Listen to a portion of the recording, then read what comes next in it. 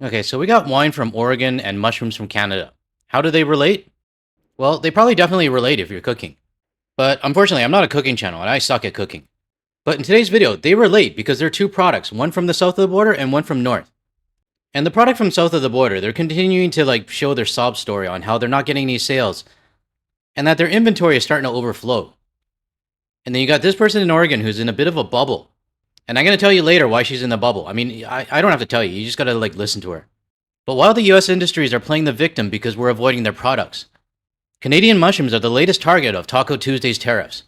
And to me, in the article that I'm going to show you later from CTV, it kind of sounds like the US mushroom industry is the one driving this, because they were the ones that asked for a 44% tariff on Canadian mushrooms. And then all of a sudden this happens.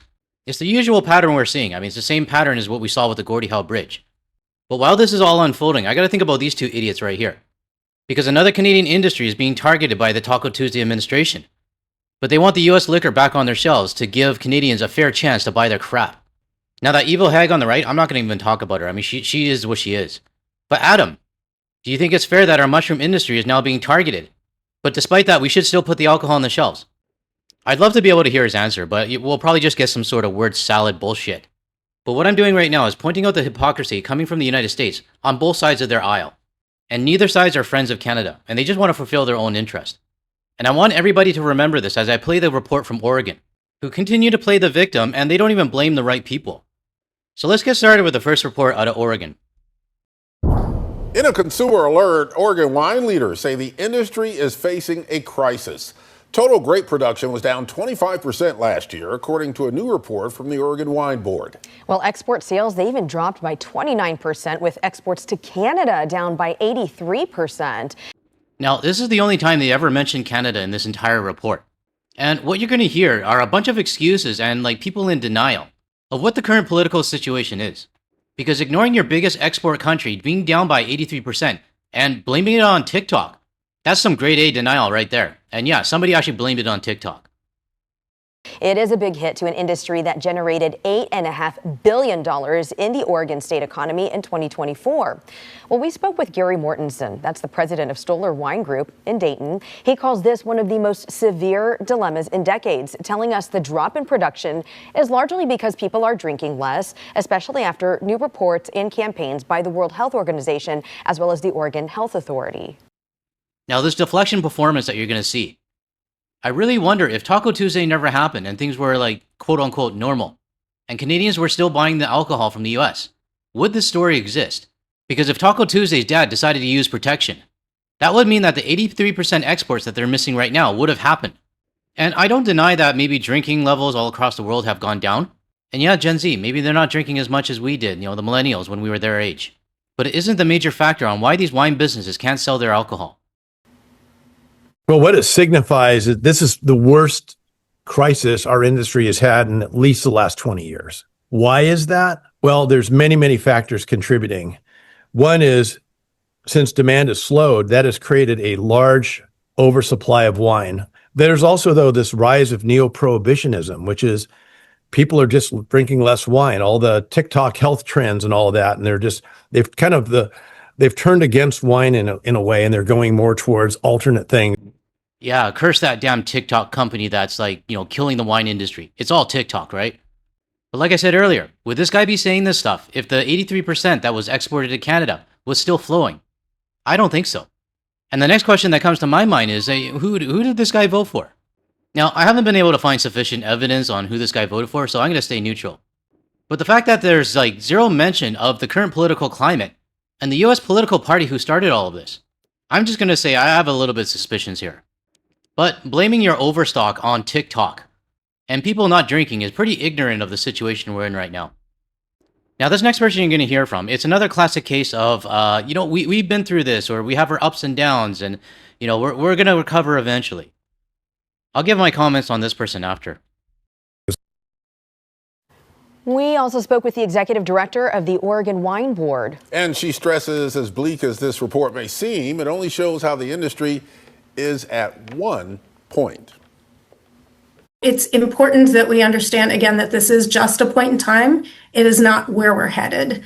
And so we need to be really clear that just because we had this bad year, it might be a fantastic year next year.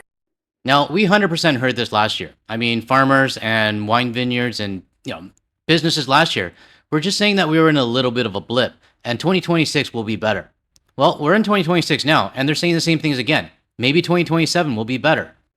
This really is one of my biggest pet peeves, that the United States, they feel that like they've gone through so much that they'll just get out of this or people will forget. And that we are the United States, we're the best country in the world, the land of the free and the home of the brave. And that we will get through this because we're a strong country and because like God will protect us. And that would be the cue for the flying jets over top and the USA chants. Well, I hate to tell you, USA, this is not like 9/11. This is not like any hurricane they went through. This is not like any wildfire or any other natural disaster that the US has experienced. And to say that 2027 might be a better year, this person here has drank way too much opium. Bianco says she hopes consumers will support Oregon wineries, which are internationally recognized as some of the best in the world. And this whole trend about people drinking less wine, I understand that's also the case with hard spirits as well. Yeah. People are just drinking less. Period. Right. And then Right. Yeah. They're just drinking less. That's what it is. And let's just ignore the fact that their president has put tariffs on the rest of the world and people are retaliating. We'll go ahead and tell the US citizens this is the reason. we're seeing more non-alcoholic options coming out. Yeah, in fact, I was at a bar the other day and they had several non-alcoholic options. Quite more than a trend at this point. It's becoming the norm. Like sometimes I actually don't know whether to laugh at this or be scared that so many US citizens are going to believe all of this and eat it up. Now, I can't generalize all US citizens. I know there are some that are smarter than the others. That sounded bad. But I think you understand what I mean. But for any US citizen that's following my channel and getting an outside perspective, you're getting a heads up on what the rest of the world feels about your country right now. Kind of like this comment from Pixel Mommy. And let me read it out. From the US, thank you for your insights. Unfortunately, I have to go to channels like yours, not USA, to get information that isn't either glossed over or completely ignored. What I'm saying is that our info is being selected for us. What we see countrywide is usually what is allowed. Thankfully, there are platforms like yours to get a non-US standpoint. I appreciate what you do, it's important. I want to thank you, Pixel Mommy, for your comment. And if I'm able to help you kind of get an understanding of how the rest of the world sees the United States, or get the information that you don't get, then I'll consider the video a success. But this report that we just watched is a classic case of censoring and hiding the real reason why the wine industry is in trouble. Now, the rest of the world in Canada, we know why the wine industry is in trouble. And it's because of stunts like this from the US administration. Let me read out this headline. Canada to be hit with increased US tariffs on fresh mushrooms. Now, why mushrooms out of like everything that you can tariff? Well, I think I got the reason why, and I'm going to read it out later. But let's go through this article together. The US is moving to slap more tariffs on fresh Canadian-grown mushrooms in response to a US Department of Commerce probe that an industry representative said did not prove Canadian growers are selling unfairly. A fact sheet provided by Mushrooms Canada said the US Department's preliminary anti-dumping duty determination released Tuesday proposes a 8.26% tariff on most fresh Canadian mushrooms. 3 companies are being hit with individual tariff levels. Champs Fresh Farms Inc. is facing a 8.71 duty. Highline Produce Limited is bracing for a 11.80 tariff. And Farmers Fresh Mushroom is looking at a 2% tariff. Now, I'm kind of wondering why each of these different companies are having a different tariff rate. I have no idea why, that's beyond my own knowledge. But what I do know is that the US government is accusing these companies of selling below fair market value, and that is unfair to US businesses. But this next screenshot here has a paragraph that really kind of like made me go, Let me read it out. The Commerce Department launched an anti-dumping investigation in January after receiving a complaint from one of the US-based Fresh Mushroom Fair Trade Coalition, which was pushing for tariffs of up to 44% on Canadian imports. Now, doesn't this kind of sound like the same situation as like the Gordie Howe Bridge? Like someone in this Fresh Mushroom Fair Trade Coalition must have like reached out to someone in the US administration. And then from that point there, the tariffs were put on. It makes me wonder if there's a billionaire in this mushroom coalition that must have like deposited some money into the US administration's bank account in order to have these tariffs placed. But just sit back and kind of like realize the situation we're in right now. Right now, I'm talking about mushrooms. Tomorrow, what's it going to be? Like pencils, lobster, tomatoes, toilet paper? No, they won't tariff toilet paper. I mean, they got a massive diarrhea problem in the US right now. And it's not just coming out of their president's mouth, it's coming out of their citizens as well. And Canadians, don't buy any lettuce from the United States. Otherwise, unless you want diarrhea. I kind of wish they would actually tariff toilet paper. I mean, that would be pretty funny. But obviously not funny for our toilet paper manufacturers. But my point is that we're now living in an age where any rich person in the United States will try to get the upper hand by paying off the US government, and then the US government will put tariffs on our countries. And I'm not the only one thinking this as well. I found this comment on the thread where I found the article. Let me read it out. Tariffs are for sale. An American big mushroom CEO bought Trump a gold-plated 7-iron and told him he was the best president since Genghis Khan. And that was enough to get the tariff approved.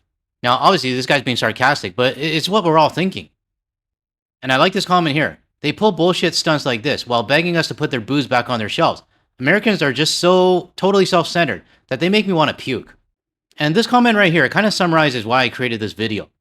Because the US government expects us to put the booze back on the shelf, while they pull stunts like this. And this is probably the main reason why I have zero sympathy for the US alcohol industry. Like this wine company in Oregon.